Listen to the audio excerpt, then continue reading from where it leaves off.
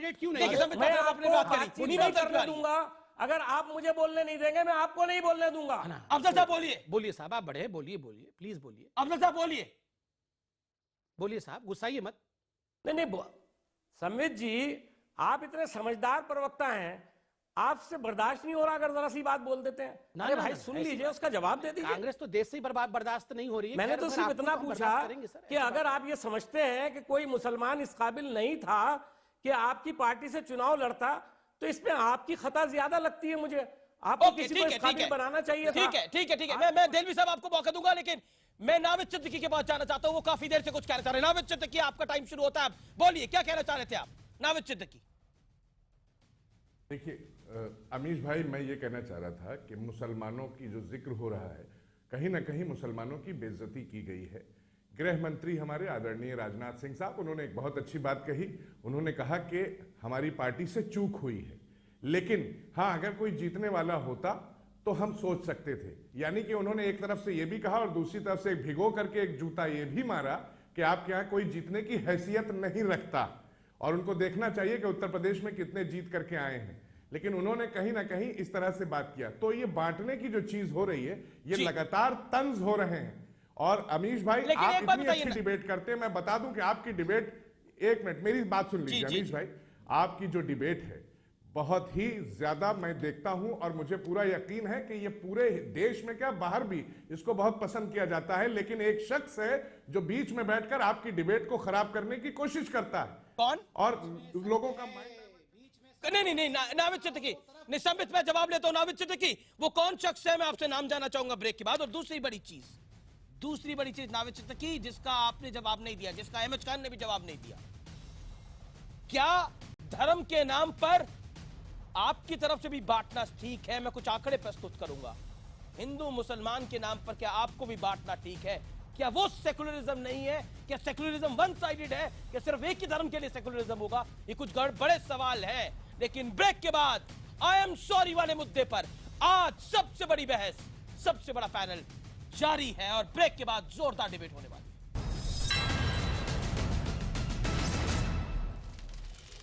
आप देख रहे हैं आर पार, और ब्रेक से पहले नाविद सिद्दीकी काफी कुछ कह रहे थे। नाविद सिद्दीकी, कौन वो शख्स है जिससे डिबेट खराब होती है, बताइए नाम। नाविद सिद्दीकी। क्यों साहब हमसे नाम लेना चाह रहे हैं? अब आप खुद अच्छी तरह से समझते हैं, और आप भी एक बहुत ज़हीन इंसान हैं, बहुत दानिश्वर हैं, दीगर हैं। और अमीश भाई, मैं यही कहूँगा कि बस उनसे ये कोशिश कीजिए, जो भी है इंसान वो ये जानता है कि हम डिबेट में खराब करने के लिए ही आते हैं। उनको रखा ही इसीलिए गया है, उनको भेजा ही इसीलिए जाता है। नाम हमसे ना पूछे, खास जो सच बोलता है ना वो हमेशा बता देंगे, परेशान करता है। झूठ तो बड़ा अच्छा लगता है सुनने में। देखिए, सच तो चोर की दाढ़ी में तिनका नहीं। देखिए अमीश भाई, अरे आपने तो गधा भी कह दिया, आतंकवादी भी कह दिया, प्रधानमंत्री को। हम तो क्या चीज है, चोर कह लीजिए, हमें कोई बुरा नहीं लगने वाला। आप हमें गाली दीजिए, हम आपको विकास देंगे। आप हमें गाली दीजिए, हम आपको विकास देंगे। हमने ये मन बना लिया है जी।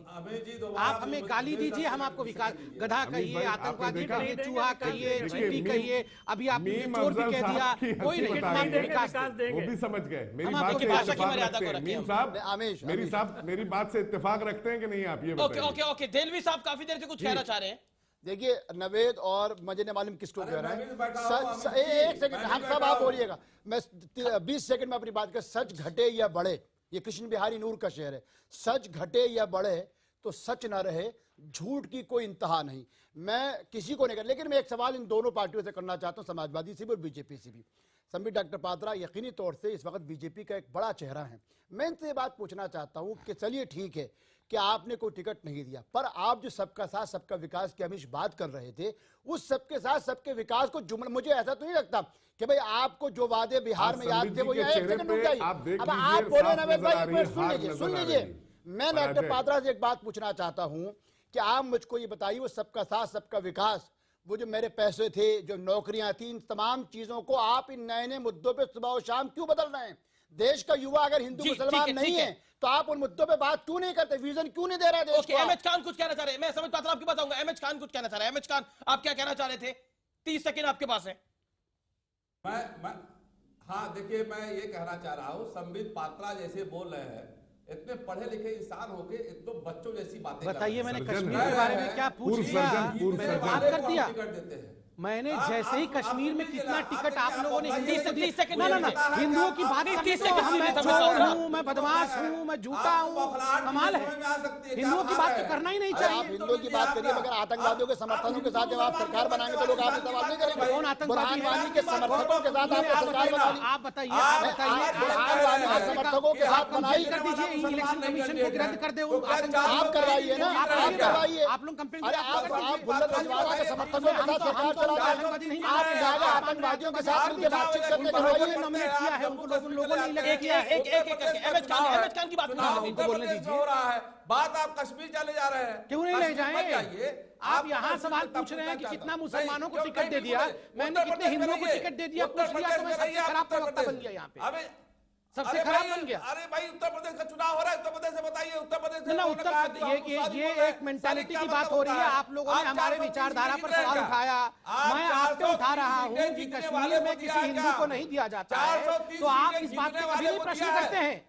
आप केवल यहाँ क्योंकि विनेबिलिटी नहीं है वहां पे, अगर यहाँ विनेबिलिटी नहीं है तो हम विनेबिलिटी के आधार पर ही टिकट देते हैं। 403 सीट जीतोगे। अरे आपने 100 टिकट दिया, ये प्रपोर्शन से ज्यादा दिया, किसी ने आपको सवाल उठाया? कुछ तो ज्ञान रखिए भैया संबित जी। अरे नहीं, हम तो अज्ञानी हैं, चिंता मत करिए, 11 तारीख का इंतजार करिए, ज्ञान आविर्भूत होगा, ज्ञान आविर्भूत होगा। डिमोनेटाइजेशन के बाद जब नोटों की माला बंद हो गई है ना, ये बौखलाहट हुआ है, उसके बाद सुपड़ा साफ हो जाएगा।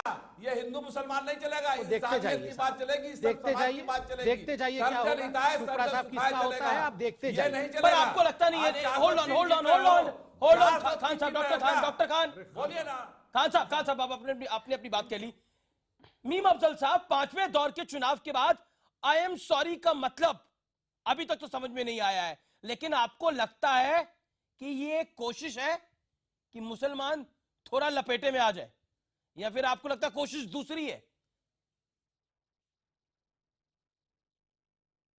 नहीं, मैं सिर्फ एक बात कहूँगा। आपने शुरू में भी ये सवाल पूछा था कि उन्होंने मजाक उड़ाया या वाकई उनको ये बात कहते हुए दिल से सॉरी कहना चाहती हैं।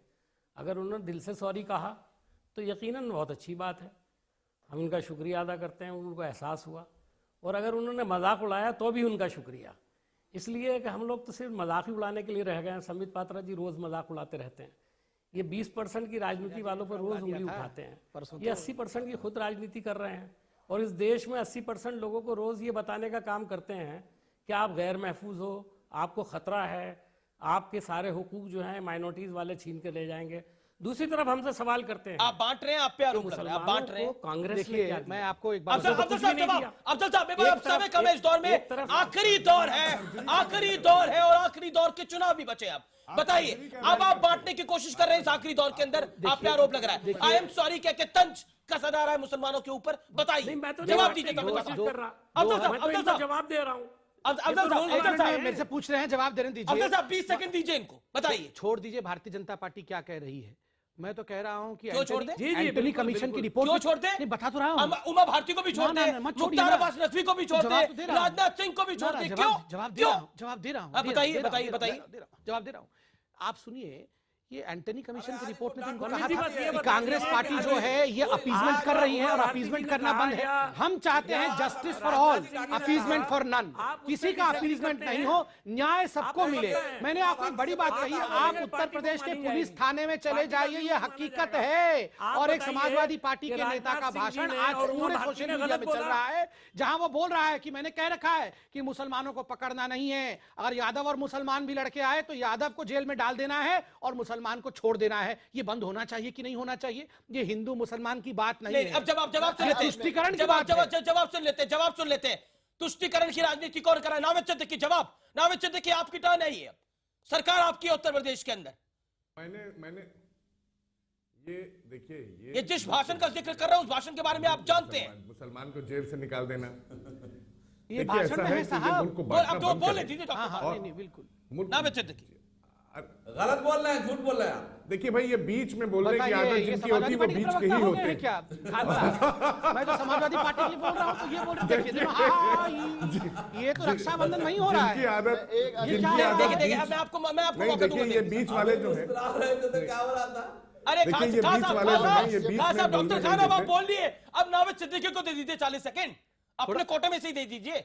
दोनों हाथ पकड़ के बैठे हुए हैं वहां पे एक साथ। मैं नहीं बोल रहा हूँ, एक ही कप से चाय पी रहे हैं, भाई भाई बने हुए हैं। देखिए नावेद सिद्दीकी, मैं नहीं बोल रहा हूँ। देखिए जी देख रहे हैं, देखिए ऐसा है, ये कितना प्यार है, देख रहे हैं। मैं एक बात प्यार है, नहीं वो तो ठीक है, मगर ये कम से कम प्यार मोहब्बत। अब नावेद सिद्दीकी को 40 सेकंड सुन लीजिए ना। देखिए ऐसा है, प्यार मोहब्बत कम से कम देखा तो आपने।